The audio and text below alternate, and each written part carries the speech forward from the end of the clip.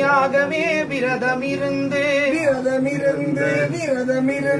பார்த்த சாரதியின் மைந்தனே உன்னை பார்க்க வேண்டியே தவம் இருந்து பார்த்த சாரதியின் மைந்தனே உன்னை பார்க்க வேண்டியே தவம் இருந்து இருமுடி எடுத்து எருமேலி வந்து ஒருவனதாகி பேட்டை துள்ளி அருமை நண்பனாம் பாவரை தொழுது ஐயனின் அருள்மலை ஏறிடுவார் சுவாமியே ஐயப்போ ஐயப்போ சுவாமியே.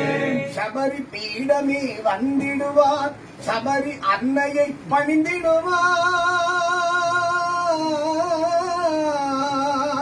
சரமுக்தியாலில் கன்னிமார்களும் சரத்தினை போட்டு வணங்கிடுவார், சபரிமலை இதனை நெருங்கிடுவார். அந்த 18 படி மீது ஏறிடுவார், கதி என்று